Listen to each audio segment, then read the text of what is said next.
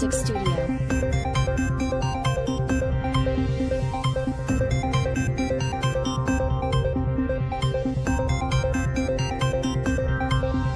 Snow Music Studio.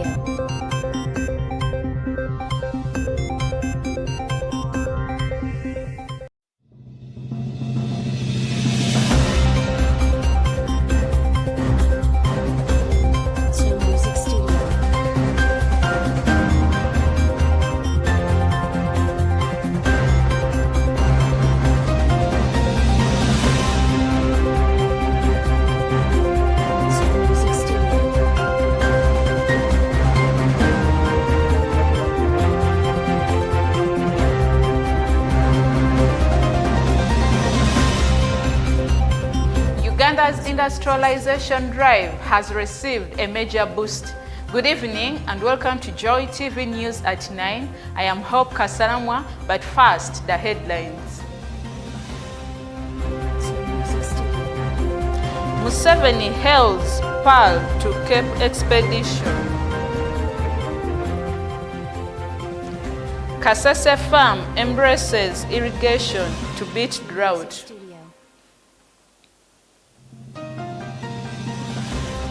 Returnees call for skills and investment support. Government renews support for youth innovation.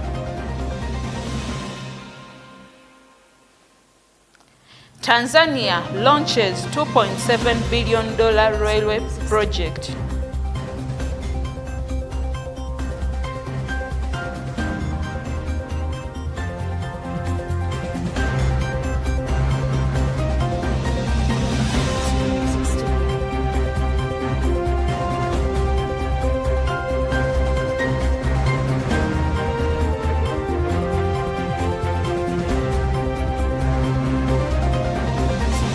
President Yoweri Kaguta Museveni has hailed the Pearl to Cape expedition as a major milestone in Uganda's industrialization. While hosting the team at State House in Entebbe, the president said the locally made Kayola electric bus showcased Uganda's growing strength in science, technology, and manufacturing. He pledged continued government support to expand Kira Motors production and promote electric mobility. Our reporter has more. There is competition. If you don't move, other people will steal your idea. So, Uganda wa government omenyekera bwerere. You are the one who had the idea, but you don't move fast. Then other people take the idea. That's not correct. So,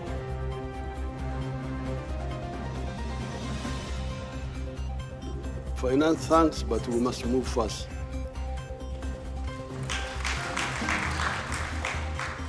Not this Musora sorry. Omuganda gamba kinti kakigwe yakola ki? Yes. So this slow speed is not good. We would rather stop these other things. We can stop them. But because like if we build it properly now,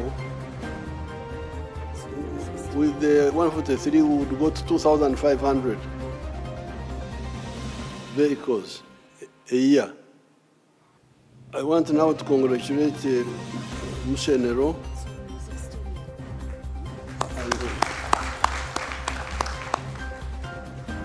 for the publicity. Okuyimbirira. This was a clever one. So now, therefore, all the other 6 points you mentioned, we shall have to work on them. You had Ramadan, the 6 points. The accommodation for the staff, the offtake, and the other 4 points, the in the town here to be given lanes and parking places, bus stops. You have heard that bus stops have been taken over by private people. Can you imagine? Why should private people charge on government roads? Yeah. But then, if we make the battery here, then we shall go to 65% local content. So, tuba tukyali awo. Spiro wants to invest in Kira Motors, and everything that I've heard today is confirming what we know. The time is right, the time is now. We heard about how the Ministry of Finance is slow to release money, and that's what we're bringing. So at least the PSST will think for once she's bringing solutions to him. Spiro is ready. Spiro is ready and committed to invest in Kira Motors. We have a three phases strategy. First, we would like to acquire a stake in Kira Motors. Secondly, we are looking at helping and in partnership with Kira Motors to develop the charging and swapping into infrastructure. As the CEO of Kira Motors mentioned, we need the charging for the buses, the electric buses, to be across the country. And that's what we are here to do today. So the CEO, he won't have to look for the money from the Ministry of Finance. He will sit with us and we will make a partnership so we can bring in the money to build the buses, because we met him 3 times already. We visited the plant. We were extremely proud as Africans to see what Uganda has been doing, and we want the world to actually see it. We have an opportunity, AFCON, coming up. Everybody's eyes will be on Uganda, Kenya, Tanzania, and we would love to see Kira Motors buses across Uganda, across Kenya, across Tanzania, so everybody will see what Uganda has been doing. Here today, we are celebrating a very phenomenal achievement, that a vehicle designed by Ugandans, not just in Uganda, but by Ugandans, built by the hands of our people, crossed 6 African nations, operated through different roads, climates, elevation, and charging environments, and returned home, having demonstrated the strengths of Ugandan engineering.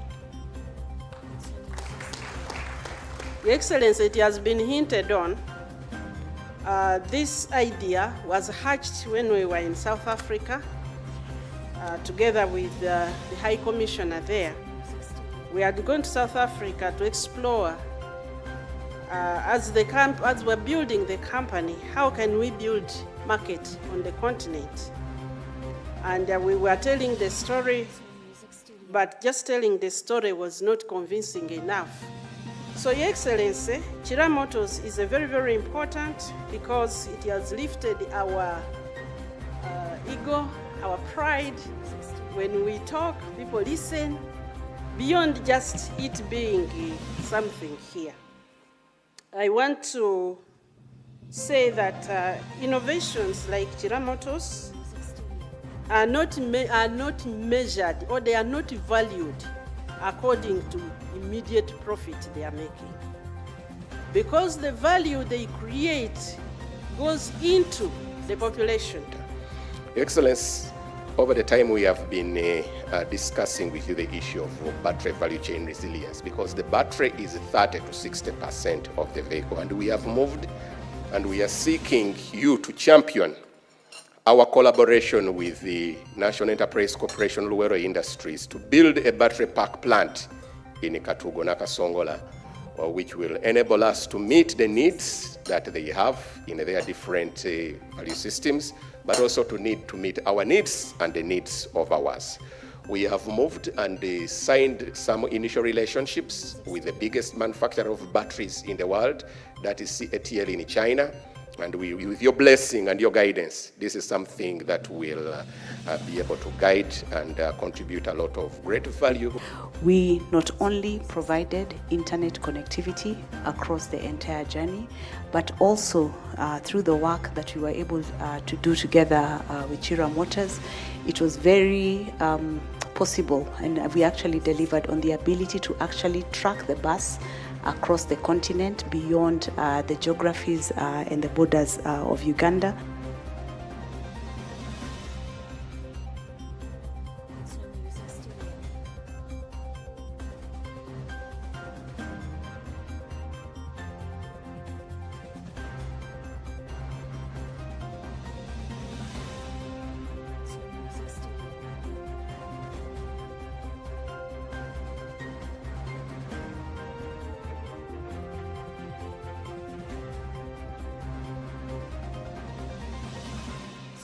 Studio.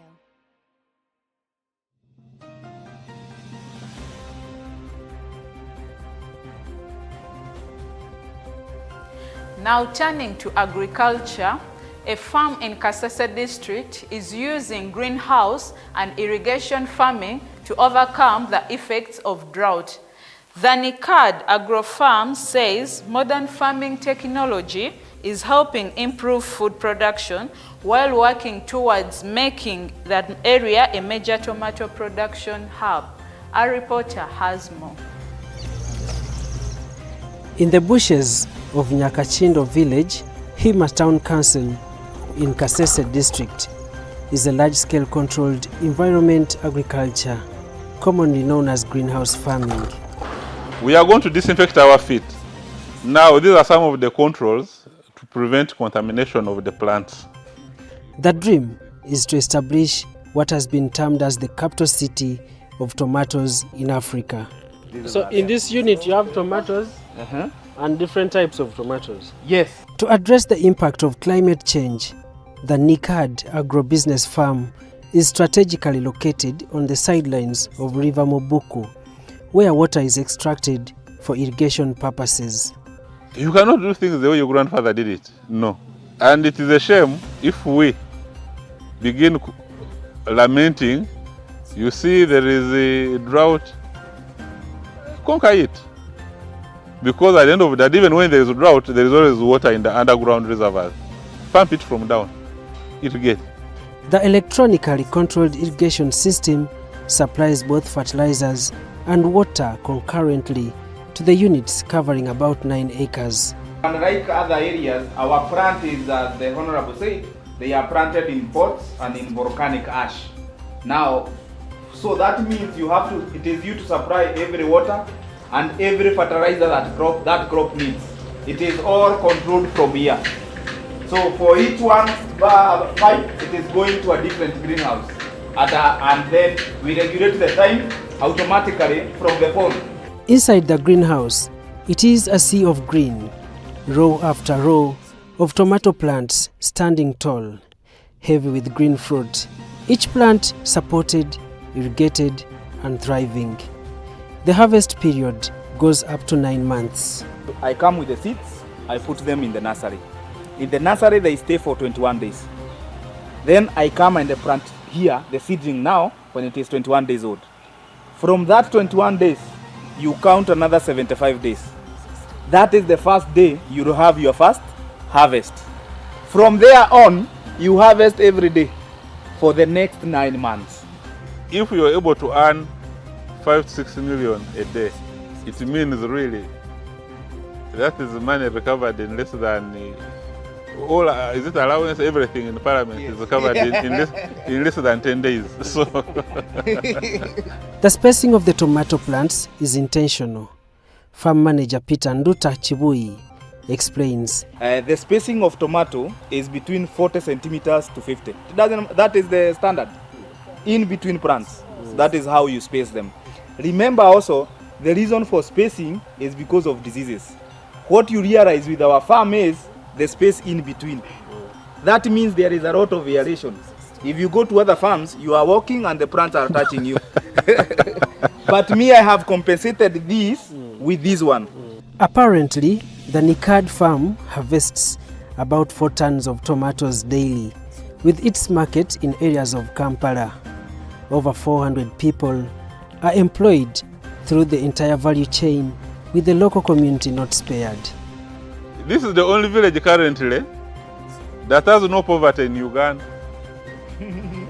Because this Nyakachindo village, each household has got an employee here. The lowest earning 480,000, that's the lowest. But it goes also up to millions. Now it means in 2 months, each household has gotten PDM from here. The rest is profit. So there is a place where we are doing medical cannabis. In the locality, the farm also extended its irrigation strategy to support over 14 acres of Hass avocado. Its lengthy lifespan and the availability of markets across the East African community informed the decision of the Nikad farm to grow Hass avocado. We have a pump here. We pump. At a large scale, one mistake affects thousands of plants. Such research-based and intentional farming remains solution to food security challenges. You need to know the soil as well. So it is very important for us farmers to always take our soil to the laboratory. You can have the government analytical laboratory, you can have another laboratory to check your soil, to understand its biology, understand its chemistry. Now like here, we have the certifications of everything. We know the biology of the soil, we know the biology of it, but also we know the diseases that are there. The effects of climate change have been attributed as the major concerns, calling for irrigation systems to aid farmers. Most available water sources are decreasing, causing farmers to count losses due to prolonged dry seasons. Government, through the Solar-Powered Irrigation Systems project, has secured about 434 systems across the country. Recently, Parliament passed a loan to the tune of over 168 million euros from the UK Export Finance and Citibank to advance phase 2 of the project. We don't know how they select the beneficiaries. So this one is cash from the pocket. Now opposite, you will see there is a government project. The irrigation dams established here not only provide water, but are also used for fish farming. Each dam harbors over 10,000 fish feeding on the rejects from the tomato farm. The fish also provide nitrogen, which the irrigation system concurrently pushes to feed the Hass avocado. All said, the reality of this project lies underground and along every drip line. The irrigation system delivers exactly what each plant needs. When it needs it, no waste, no guesswork. It's a quiet system, but it's what turns acres of plants into consistency, profit, and food security. Yeah, it is hot. Meanwhile, the United Returnees Organization is calling for stronger support for Ugandans returning from the diaspora. The group says skills development and investment guidance will help returnees contribute to Uganda's Vision 2040. Our reporter has more in details. The United Returnees Organization was established by returnees to support fellow Ugandans returning home through relief packages and reintegration programs. The chair lady, Lydia Mwesigwa, says that the organization has over 500 registered members contributing to the achievement of Uganda's Vision 2040. The idea of how we can help the returnees to be reintegrated into the government sector. And it is amazing because they are not left out to go out into their homes and stay there, but their skills and values are fully utilized. Therefore, we want to say thank you so much, Euro, for bringing up this initiative. Under my leadership, I'm really grateful and humbled for this opportunity. We have a relief package for the returnees that come voluntarily, those who come at their own will, whereby they want to be investors. They come with a small package or big package, and we help them to set them into the systems of how they can be reintegrated into the country. The organization's patron, Muhammad Bagonza, urged returnees to study Uganda's economic projections and invest in priority sectors. In 2025, the diaspora contributed $2.5 billion to Uganda's economy. Of course, the country should know that the diaspora contributes.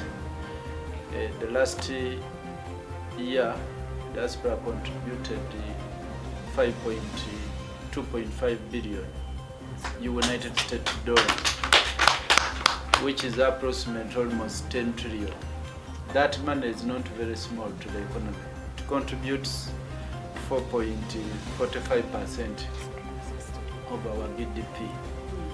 So this is a sector which we should harness from, and the government right now is coming with very, very serious strategies on how to deal with this group.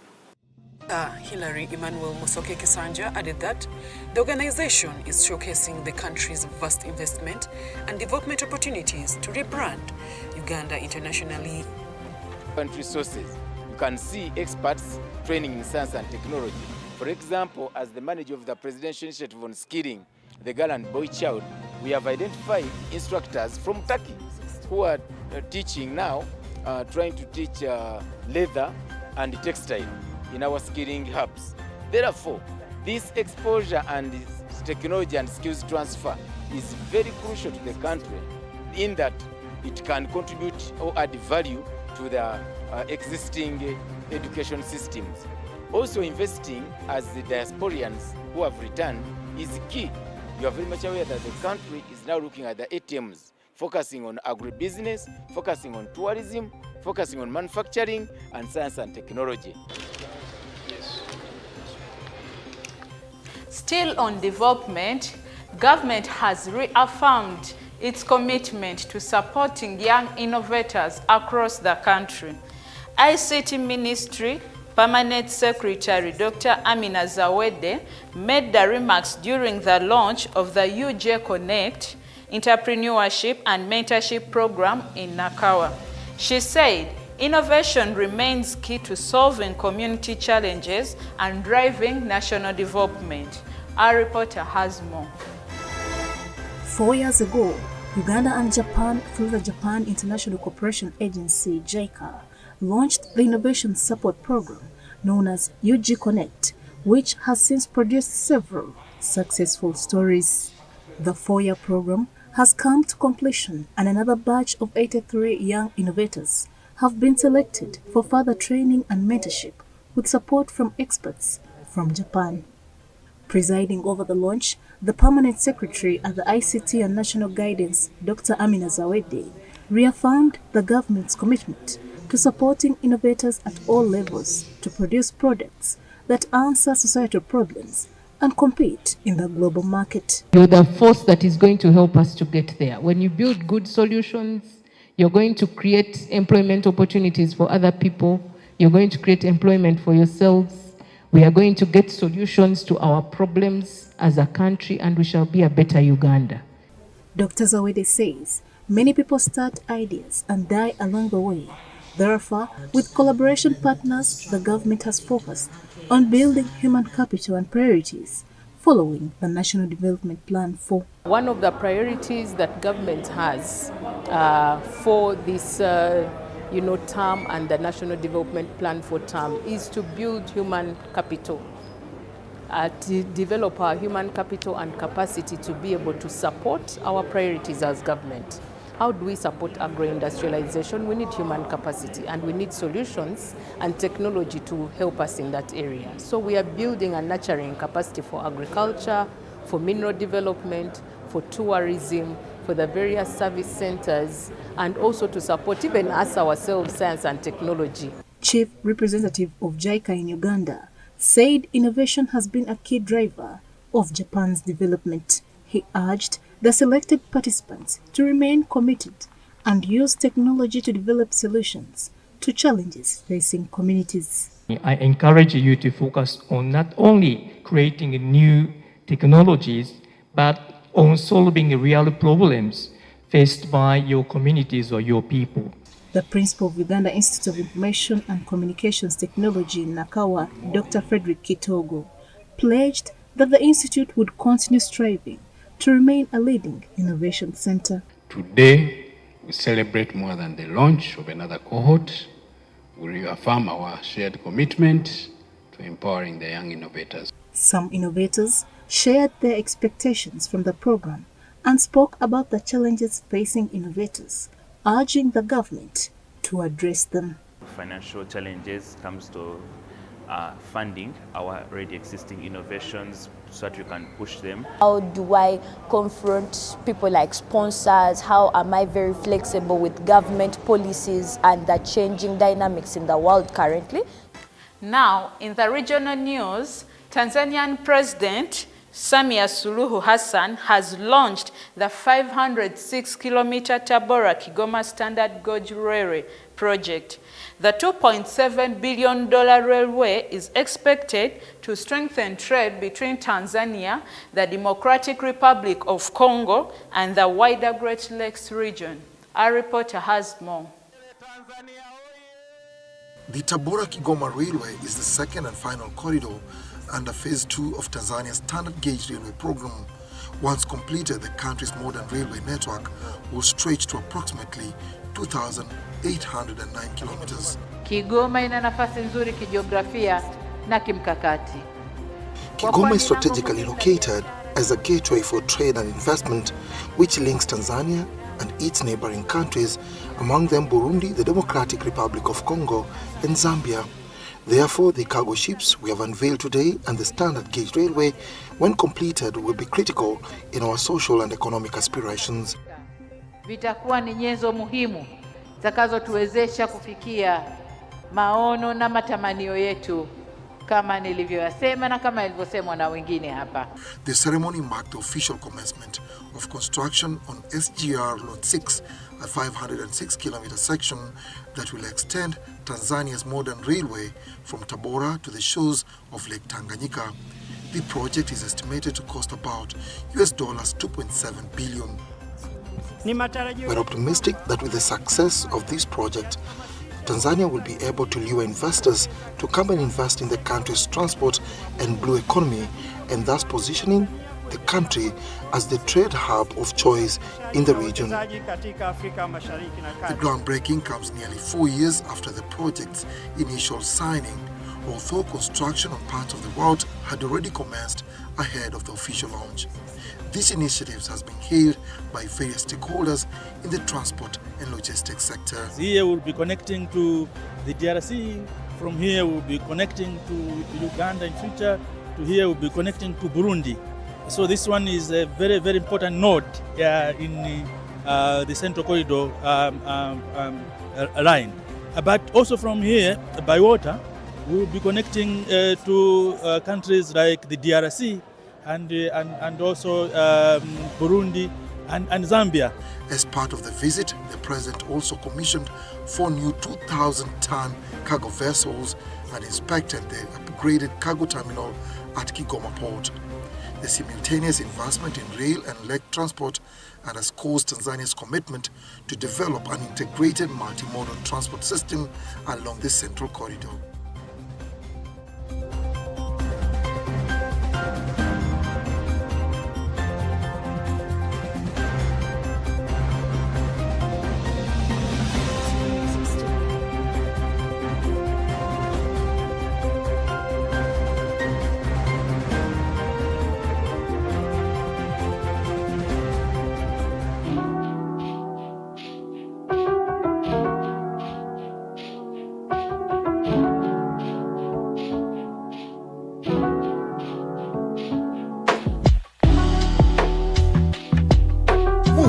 It's time to awaken.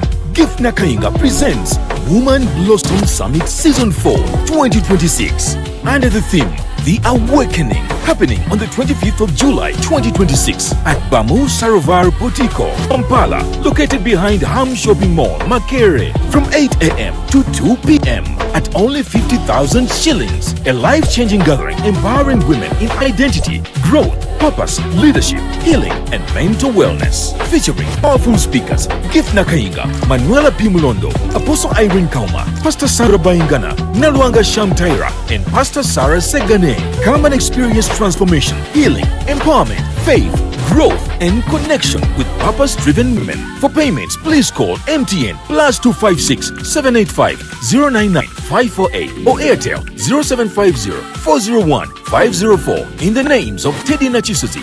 Woman Blossom Summit Season 4 2026. Awakening. Sponsored by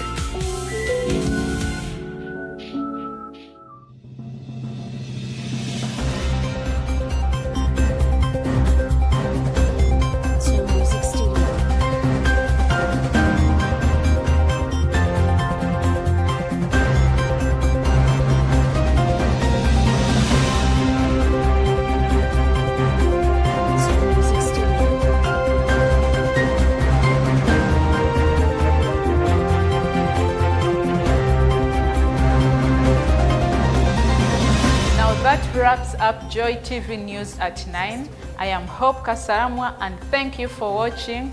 Good night.